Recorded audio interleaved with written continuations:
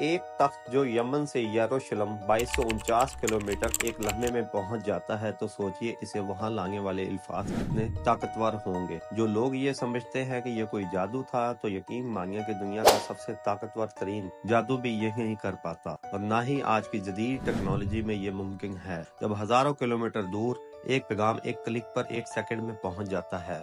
تخت پہنچنے کی سپیڈ اس سے بھی زیادہ تھی، کیونکہ اس کے پیچھے کوئی سائنس یا جادو نہیں تھا بلکہ دو الفاظ تھے۔ وہ الفاظ اس دنیا میں موجود ہر چیز سے بھاری اور طاقتور ہیں۔ ملکہ سبا کو جب حضرت سلیمان علیہ السلام کا پیغام ملا تو وہ حضرت سلیمان علیہ السلام کے پاس جانے کے لیے روانہ ہوئی، لیکن جانے سے پہلے اپنے تخت کو ایک ایسے کمرے میں لاک کر دیا جس کے آگے 7 کمرے تھے، اور اس تخت تک پہنچنے کے لیے 6 کمروں کو کھولنا پڑتا، جس کی چابیاں صرف ملکہ سبا کے پاس تھی۔ لیکن پھر بھی جب ملکہ سبا یروشلم سے محض 4.5 کلومیٹر دور تھی تو آصف بن برکیان نے وہ تخت سیکنڈ سے بھی کم وقت میں حضرت سلیمان علیہ السلام کے پاس حاضر کر لیا۔ آج ہم ان دو لفظوں کی پاور کے متعلق معلوم کریں گے جن الفاظ کو اسم اعظم کہا جاتا ہے۔ قرآن کریم میں ذکر ہے کہ اس شخص یعنی جسے کئی علماء آصف بن برکیہ کہتے ہیں، اس کے پاس کتاب کا علم تھا۔ وہ علم اصل میں اسم اعظم تھا، جو علم اللہ تعالیٰ نے طاقتور جنات کو بھی نہیں دیا تھا۔ اسم اعظم کو سادہ الفاظ سے سمجھنا ناممکن ہے، تاہم مثال سے اسم اعظم کی تعریف یوں کی جا سکتی ہے کہ جس طرح حضرت جبرائیل علیہ السلام کو کسی نے اپنی اصلی وجود میں آج تک نہیں دیکھا، اور نہ ہی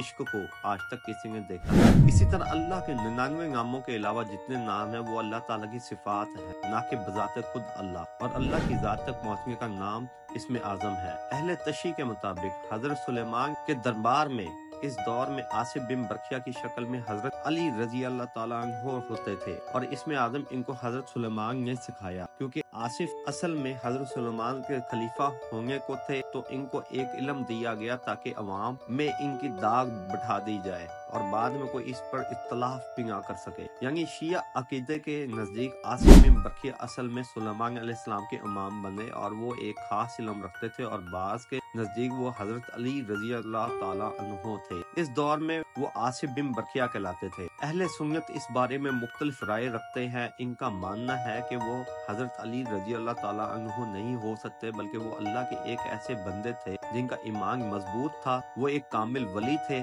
کئی علماء کا اس بارے میں بھی اختلاف ہے کہ یہ نام آصف بن برکیہ یہودیوں نے رکھا، جبکہ ان کا نام یہ نہیں تھا۔ اہل سنت کا ماننا ہے کہ جب آصف بن برکیہ نے ملکہ سبا کا تخت حضرت سلیمان علیہ السلام کے پاس لانے کا ارادہ کیا تو انہوں نے کہا یا حیو یا قیوم۔ حضرت عائشہ رضی اللہ تعالیٰ عنہ سے مروی ہے، ایک حدیث میں ہے کہ آپ صلی اللہ علیہ وآلہ وسلم نے ارشاد فرمایا کہ وہ اسم اعظم جس کے ساتھ حضرت آصف بن برکیہ نے تخت سبا اٹھانے کی دعا کی تھی وہ یا حیو یا قیوم تھی۔ اللہ تعالیٰ کی صفت حی کے مطابق ایک عالم دین کا قول ہے کہ حی وہ ذات ہے جو تمام امور انجام دیتی ہے، ان کا ادراک کرتی ہے۔ جو شخص اسے کثرت سے پڑھتا رہے اس کے ہر مردہ کام میں زندگی پڑ جائے گی اور اس کا دل ہمیشہ زندہ رہے گا، اس کی روح اپنے پیدا کرنے والوں کی طرف متوجہ رہے گی۔ تو کیا اسم اعظم یا حیو یا قیوم ہی ہے؟ اس کے بارے میں اختلاف ہے، کیونکہ اسم اعظم وہ حروف ہے جنہیں اللہ تعالیٰ نے پوشیدہ رکھا۔ تو اللہ تعالیٰ کے کسی بھی نام کے بارے میں یہ کہہ دینا کہ یہی اسم اعظم ہے، یہ درست نہیں۔ ابو امامہ سے روایت ہے، وہ کہتے ہیں کہ اللہ کے رسول صلی اللہ علیہ وآلہ وسلم نے فرمایا اسم اعظم 3 صورتوں میں ہے، سورۃ بقرہ،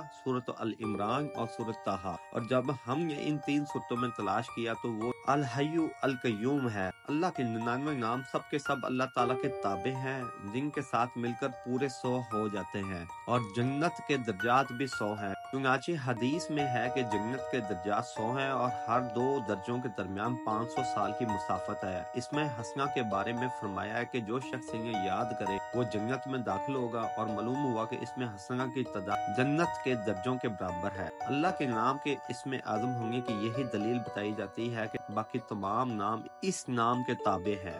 جو شخص اللہ تعالیٰ کو اس کے کسی نام سے پکارتا ہے تو اس میں اس شخص کا حصہ ہوتا ہے، مگر اسم اللہ کے ساتھ پکارنے میں اس کا کوئی حصہ نہیں ملتا، کیونکہ وحدانیت میں کسی کا کوئی حصہ نہیں۔ حضرت ابو سعید رحمۃ اللہ علیہ فرماتے ہیں کہ سب سے پہلے اللہ تعالیٰ نے اپنے بندوں کے ایک کلمہ یعنی اللہ کی طرف بلایا، جس نے اسے سمجھ لیا اس نے دوسرے کلمات کو بھی سمجھ لیا، اس لیے اللہ تعالیٰ نے قل اللہ فرما کر اہل حقیقت کے لیے کلام ختم کیا، پھر خواص کے لیے احد बढ़ाया, फिर औलिया के लिए इतना और फरमाया अल्लाह समद, और फिर अवाम की खातिर इसे पूरा किया। अक्सर उल्मा इस पर मुत्तफिक है कि अल्लाह ताला का इसमें आज़म अल्लाह और आला है। हजरत अली रजी अल्लाह ताला का इरशाद है कि इसमें आज़म हरूफ मक़ताआत में है, और जो शख्स इन हरूफ को एक दूसरे के साथ जोड़ना जानता हो तो वो इसमें आज़म से नावाकिफ नहीं रह सकता। तो क्या इसका मतलब ये हुआ कि हरूफ मक़ताआत ही इसमें आज़म है? बाज़ उलमा का कौल है कि इसमें आज़म अहदुस समद है, बाज़ ने कहा जुल जलाली वल इकराम है, और बाज़ ने कहा रब्बना है। इसमें आज़म के सिलसिले में मुख्तलिफ रवायात बयान की गई हैं, जिनसे ये नतीजा निकलता है कि जो शख्स भी इसमें आज़म से बाखबर हो जाए तो ना सिर्फ ये उसकी दुआ कबूल हो जाएगी, बल्कि वो शख्स इसमें आज़म के जरिए इस दुनिया के बहुत से अजीब व गरीब काम अंजाम दे सकता है। लेकिन अल्लाह के नामों में से कौन सा नाम इसमें आज़म है, इस सिलसिले में वाजिया कुछ नहीं कहा जा सकता। जैसे कुरान में हरूफ मखतीत के बारे में किसी को खबर नहीं कि कुरान में इनका जिक्र क्यों आया, इनका मतलब क्या है।